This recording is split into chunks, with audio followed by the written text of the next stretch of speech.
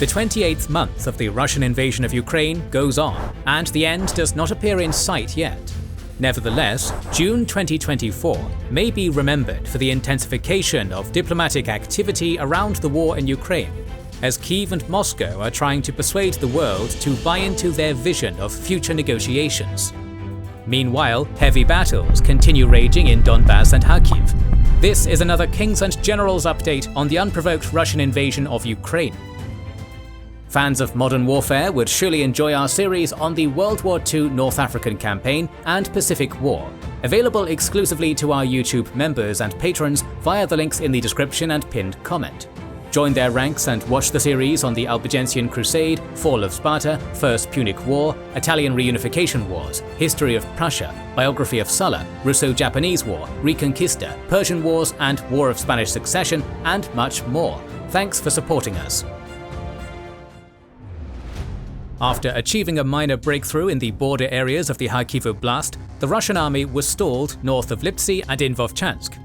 Western permission to use their weapons against Russian military targets on Russian territory has changed the situation in the Kharkiv Oblast drastically. The Russians are no longer free to deploy their military assets in the immediate border areas with Ukraine for fear of being struck. This and the reported arrival of some of the promised Western weaponry, including shells, has so far turned the situation around. Ukrainian soldiers have said that the Russians still have a shell advantage, but it has decreased to a 5-to-1 ratio after the arrival of Western ammunition. The Russian command is reportedly sending reinforcements to the Kharkiv Oblast, but as of late June their Kharkiv offensive hit a wall. Some of their units may even be encircled in the aggregate plant in Vovchansk, according to different reports. Russian attacks on Chasiv Yar do not relent either. Despite capturing Kalinivka to the north of Chasiv Yar in early June, Ukrainian forces reportedly liberated most of the village very soon after that. Most of the fighting in this sector is going on in Kalinivka, Stupki Holubovsky to the south of Chasiv Yar, and in the Canal micro-district. The latter is particularly crucial since it is within the limits of Chasiv Yar.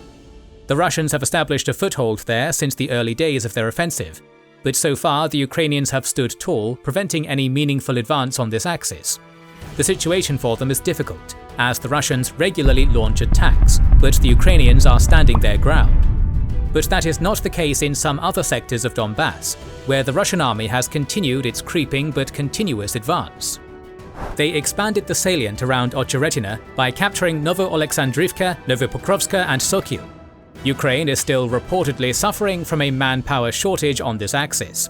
Further south, the Russians continued their advance towards important logistical nodes by capturing Khyvka and gaining ground inside Krasnohorivka. They have also launched another attack in the Halivka sector. In June, the Russian army captured Shumy and gained ground around Pivnishcha, Pivdena and New York. The most probable target of this offensive is Terezk, another important town of Donbas. The Russians have also continued the trend of reversing whatever success Ukraine gained in its summer counter-offensive. They have recaptured Staromayorsk and advanced around Yerushaina on the Zaporizhia front. Tensions are rising in North Luhansk, as the Ukrainian sources have reported about 10,000 Russian reinforcements, 200 additional artillery systems, and 450 vehicles being sent to this front in order to take another crack at the Ukrainian defences in the region. They have been unsuccessfully attacking this front for almost a year, and the fighting is still largely going on in the same areas, Sinkivka, Stelmikivka and Serebryansky Forest. In June, the Russians made minor progress in this area by capturing the villages of Andriivka and Miesozhirivka, but there is no imminent threat of collapse for the Ukrainian army here.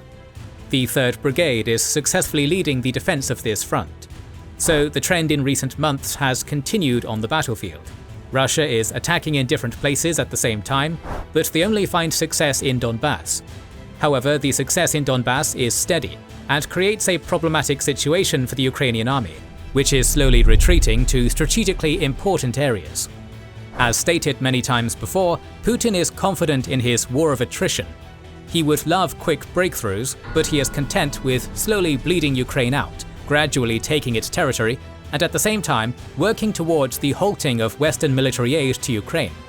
The Russian propaganda machine is working hard to weaken the Western consensus on helping Kyiv, along with spreading doubts about the futility of Ukrainian resistance.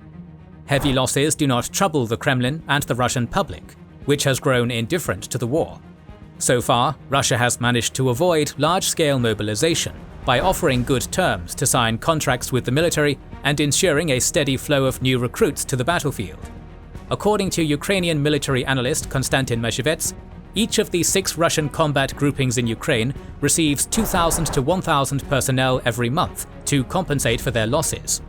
Putin has claimed that 160,000 new men have been recruited so far in 2024, but there is no way to verify this information.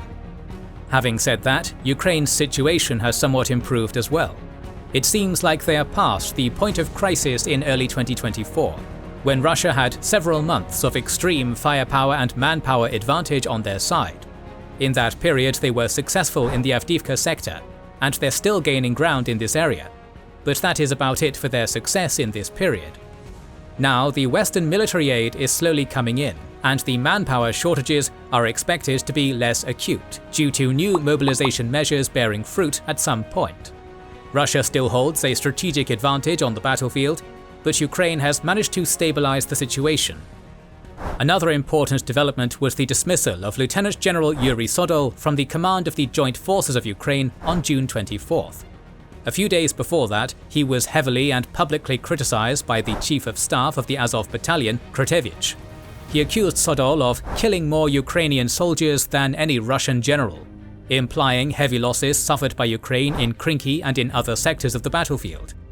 Apparently, Sodol preferred Soviet and Russian-style tactics of infantry assaults, which inevitably led to high casualties, losses that the Ukrainian army, unlike the Russian army, cannot afford. Sodol was replaced with Brigadier General Andrei Netov, who, according to the Institute for the Study of War, played an important role in the liberation of right bank Kherson and commanded the defense of Bakhmut. The sides also continued exchanging long-range fire via missiles and drones. Russia continued prioritizing Ukraine's energy infrastructure in June too. The Ukrainian authorities have already been forced to switch off power from households and other entities for energy-saving purposes. According to the Financial Times, Russia has destroyed or captured more than half of Ukraine's energy generation capacity. There are 2 main goals pursued by the Russians here. The first is putting a strain on Ukraine's industrial capacity, particularly its defense industry. The second is wearing down the Ukrainian public. Ukrainians are still overwhelmingly in favor of fighting against the Russians, and Putin hopes that the destruction of Ukraine's energy capacity will turn the people against the Ukrainian government. So far, this has not worked. Ukraine keeps responding by targeting Russia's oil refineries, along with their air defense systems in Crimea. The latter is particularly interesting given that Ukraine looks very far from liberating Crimea at this point. But Ukraine keeps targeting S-300 and S-400 air defense systems in the peninsula and elsewhere in the occupied areas. ATACMS long-range missiles are often used for this purpose, which shows that this is one of the priority targets for the Ukrainian command. There is an argument that this is done in preparation for the arrival of F-16s. Indeed, F-16s would obviously have much more operational freedom if they were not harassed by the Russian air defenses. Ukraine also reportedly damaged 2 of Russia's most modern Su-57 fighter jets for the first time in this war. This may also be part of the deliberate strategy to clean up the skies for the arrival of Western jets. Speaking of F-16s and Western jets, there is still no clarity regarding the exact number of F-16s to be given to Ukraine and when they will roughly arrive. Politico reported that Denmark, Norway, the Netherlands and Belgium plan to send more than 60 jets this summer. The delay is partly caused by the reported lack of capacity of facilities for training of Ukrainian pilots. Again, these are some of the issues that seem perfectly solvable, but instead they continue hindering Ukraine from fighting to its maximum potential. In his interview, the Chief of Aviation of the Ukrainian Air Force, Golubtsov, stated that Ukraine will receive around 10 F-16 jets this year, and the rest will remain in NATO countries. But now the F-16 is not going to be the only Western jet to be sent to Ukraine. On June 6th, French President Macron pledged to send an unspecified number of Mirage 2005 4th-generation fighter jets by the end of the year. The training of pilots is expected to take 5 to 6 months. The main advantage of Mirage jets for Ukraine is that they can carry Storm Shadow long-range missiles, unlike F-16s, which are not compatible with them. Moreover, when Biden and Zelensky signed a 10-year security deal, Ukraine's president stated that the deal envisioned provisions of jets, but not only F-16. So there may be other jets to be sent to Ukraine, but this will happen later, definitely not in 2024.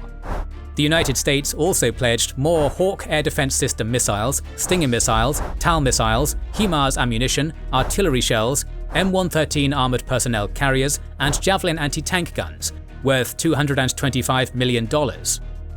The US Vice President Harris stated during the peace summit in Switzerland that they are allocating $1.5 billion to aid of Ukraine's energy grid and to their humanitarian needs.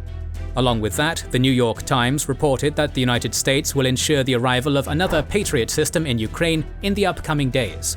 This has not yet been officially announced or confirmed.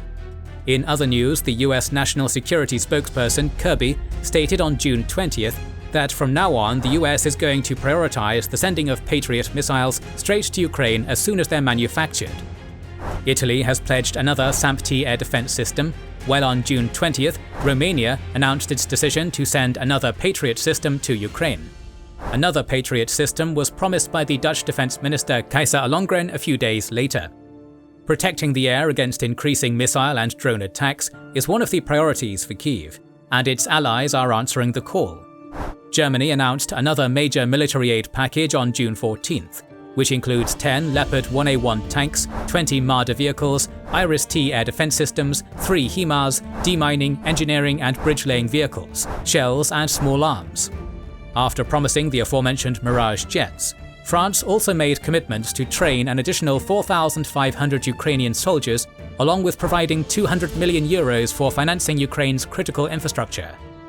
On June 11th, the European Commission President von der Leyen announced that €1.5 billion of proceeds from frozen Russian assets will be sent to Ukraine in July. 90% of this sum will be spent on defense, and 10% on reconstruction. Ukraine also signed a 10-year security deal with Japan, which envisages the latter providing $4.5 billion worth of aid to Kyiv in 2024. Lastly, very important yet unconfirmed news is coming from South Korea. Sources from the South Korean presidential administration indicate that Seoul is considering sending shells and air defense systems to Ukraine in response to increasingly friendly relations between Russia and North Korea, which we're going to talk about in a bit. On the one hand, South Korea has been trying to avoid taking sides in the war in Ukraine, but on the other hand, they were also reportedly persuaded to give Kyiv artillery shells on the eve of its summer counteroffensive. South Korea is one of the most war-ready countries in the world, and if they finally decide to put away their caution and start supporting Ukraine more strongly, it may have important implications for the war. Their chief adversary, North Korea, has been the main supporter of Russia in this war, along with Iran. According to the South Korean Minister of Defense, North Korea has already sent almost 5 million shells to Russia. On June 19th, Putin signed a strategic partnership agreement with Kim Jong-un during his visit to Pyongyang. The agreement envisages mutual assistance in the event of aggression against either side. Its text has not been made public, but one may assume that it contains provisions related to North Korean weapons being sent to Russia. We shall see. The agreement has already created rumors about the deployment of North Korean engineering forces in Ukraine, but Western authorities have denied these claims. One of the main talking points of June was Ukraine's peace conference organized in Switzerland on June 15th to 16th. It was attended by 92 countries, including by countries like Saudi Arabia and India, which have been largely neutral in this war. Predictably, Russia was not invited. Also predictably, Russia did everything in its power to weaken the significance of the summit and to steal its thunder. They had reportedly asked China to use its global influence to prevent countries on good terms with Beijing from taking part in the conference. Putin also publicly made his peace offer, but maybe its inadequacy as a viable starting point for negotiations will finally show the "let's talk with Putin" camp that Putin feels in control and that his negotiation rhetoric is not serious. He will only talk if the Ukrainians essentially agree to surrender. And make no mistake, that is what his terms are. The demand is for Ukraine to give up Donetsk, Luhansk, Kherson and Zaporizhia oblasts, even the parts Russia does not control at the moment. So Zelensky and Western leaders briefly talked about this so-called proposal, but obviously dismissed it. The final statement of the Ukrainian Peace Summit focused on provisions that had a higher chance of gaining wider global support. It included the demand to return the Zaporizhia nuclear power plant to Ukrainian control, along with calling for free, full and safe access to the Black Sea ports, return of all Ukrainian citizens, including children forcefully taken to Russia, and exchange of all prisoners of war. There were not many expectations from this summit, but overall, Ukraine did well to demonstrate global support to its cause. Ukraine and Western leaders also talked about sitting at the same table with Russia to eventually talk about ending this war somehow, and about the possibility of inviting Russia to the second peace summit. These statements are a positive development, but realistically speaking, Ukraine and Russia remain far from arriving at any meaningful common ground. However, wars are unpredictable, and what appears unlikely today may become the most expected outcome in a few months. For now, let's look at the visually confirmed losses on both sides compiled by the Oryx blog. As of June 30th, Russia has lost at least 3,180 tanks, 6,960 armoured vehicles, 282 command posts and communication stations, 1,273 artillery systems and vehicles, 387 multiple rocket launchers, 119 aircraft, and 138 helicopters. Ukraine has lost at least 858 tanks, 2,681 armoured vehicles, 19 command posts and communication stations, 596 artillery systems and vehicles, 72 multiple rocket launchers, 92 aircraft, and 46 helicopters. Further updates on the war in Ukraine are on the way. To make sure you don't miss them, make sure you are subscribed and have pressed the bell button. Please consider liking, subscribing, commenting and sharing, it helps immensely. Recently, we've started releasing weekly Patreon and YouTube member exclusive content. Consider joining their ranks via the link in the description or button under the video to watch these weekly videos, learn about our schedule, get early access to our videos, access our private Discord, and much more. This is the Kings and Generals channel, and we will catch you on the next one.